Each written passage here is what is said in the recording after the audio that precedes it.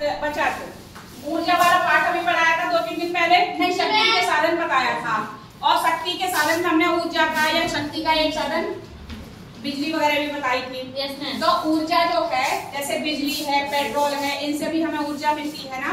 तो इन चीजों का जो हमें बचत करनी चाहिए। कैसे? अब हम इनकी बचत कर कैसे सकते हैं? जैसे आपके घर में कभी पंखा मोस्टली चलता ही होगा, कुछ लोगों की आदत ये होगी कि अगर वो कमरे से बाहर निकल गए और वहाँ कोई भी नहीं है तब भी उनका पंखा चलता रहता होगा। तो हमें ऐसी स्थिति में क्या करना चाहिए? पंखे को बंद कर देना चाहिए जब उसका यूज ना हो। इसी तरह यदि कहीं कोई लाइट जल रही है, कोई बल्ब जल रहा है या कुछ भी है, तो हमें वो भी अनावश्यक नहीं जलाना चाहिए। पेट्रोल, डीजल इन चीजों का भी उपयोग हमें इस हिसाब से करना चाहिए कि हमारे साथ साथ आने वाली पीढ़ियों को भी मिलता रहे। भाई जमीन से निकलता है पेट्रोल, है ना, और अगर हम अनावश्यक उसे खर्च करेंगे तो आने वाली पीढ़ी को तो मिलेगा नहीं। जमीन की चीज तो कभी ना कभी खत्म भी हो सकती है ना। तो सबसे पहले अपने घर में पंखे वगैरह चल रहे हो, अनावश्यक यदि कोई नहीं है तो उनको बंद करके रखें। यदि आपके घर में कोई लाइट जल रही है, उसकी जरूरत नहीं है तो उसको भी बंद कर दें। देखो यहाँ पे मिस यूज होता है कहाँ? वो आपकी रोड पे जो लाइट जलती है वो दिन में भी जलती रहती है, जबकि उसकी कोई आवश्यकता नहीं है।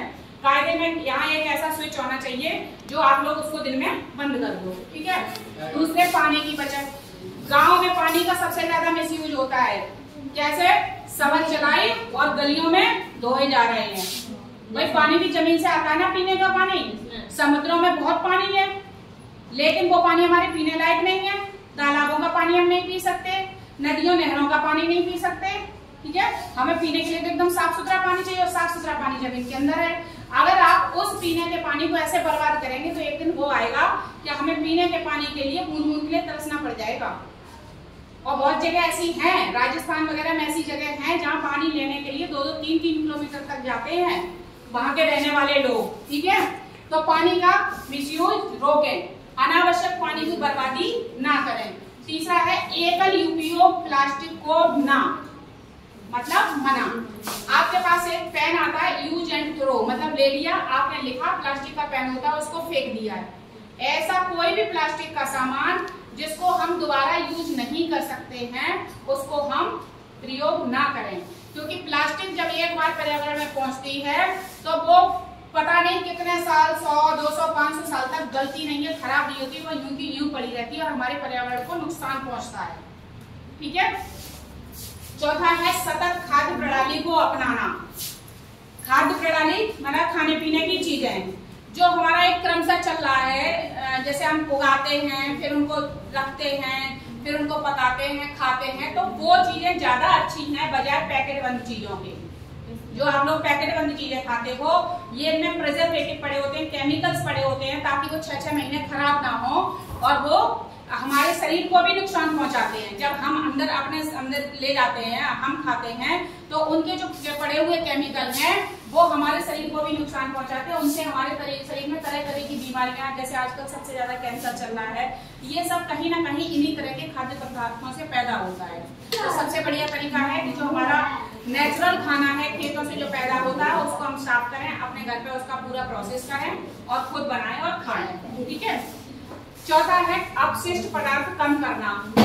कचरा निकलता है हमारे घरों में, है ना, अनावश्यक कचरा, तो उस कचरे को कम करें। कैसे कर सकते हैं? एक तो आप लोग बहुत खिलाते हो क्या, कागज, जरूरत नहीं होती है तब भी उन कागजों को फाड़ फाड़ के फेंकते रहते हो।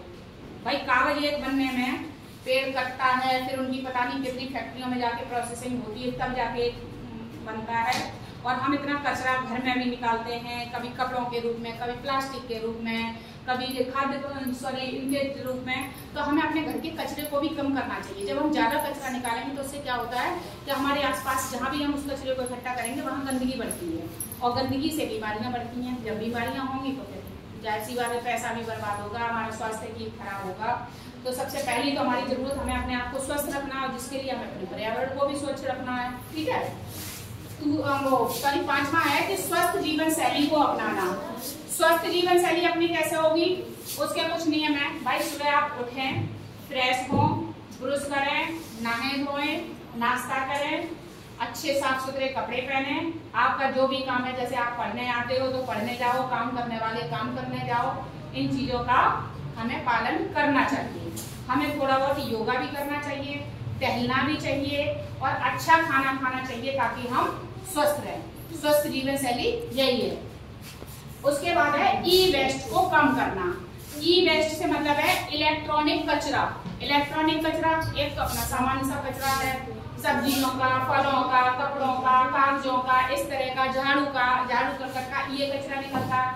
और एक होता है ई कचरा। ई कचरा है जैसे हमारे खराब मोबाइल फोन है, ठीक है, खराब लैपटॉप है, वायरिंग है, मतलब जैसे चार्जर वगैरह होते हैं ये यूजलेस हो जाते हैं, घड़ियां हैं। तो ये जो चीजें हैं ये भी कहीं ना कहीं हमारे पर्यावरण को नुकसान पहुंचाती हैं, इसलिए इनका उपयोग भी करो लेकिन लिमिट में करो। कुछ लोगों को आदत होती है कि फोन लिया, वैसे तो फोन 5 साल चलेगा लेकिन वो क्या करेंगे शौक में बस 6 महीने चलाया, नहीं जी हम तो अब नया फोन लेंगे, हम तो उसको छोड़ दिया। तो कहीं ना कहीं आप पैसे का भी मिसयूज कर रहे हो और उस चीज का भी मिसयूज कर रहे हो। भाई जब ये टूटेगा फूटेगा या बेकार हो जाएगा तो ये इकट्ठा होकर जाएगा कहाँ? अगर रिसाइकल नहीं होगा, रिसाइकल से मतलब उसका प्रोसेस करके दोबारा कुछ यूज की चीज नहीं बनती है तो वो भी तो एक तरह से कचरा ही है ना। तो ये कचरा भी हमारे पर्यावरण के लिए हानिकारक है। कुल मिला के आज के पूरे इस मीना मंच की गतिविधि का जो सार है कि हमने अपने पर्यावरण को साफ और रहने योग्य कैसे बनाए रखना है, ठीक है। तो इन सब चीजों का अगर आप ध्यान रखेंगे तो हमारा पर्यावरण हमारे लिए रहने के अनुकूल होगा, पशु पक्षियों के लिए रहने के अनुकूल होगा और हम लंबा जीवन जिएंगे और हमारी आने वाली पीढ़ियों को भी एक साफ सुथरा पर्यावरण मिलेगा, ठीक है।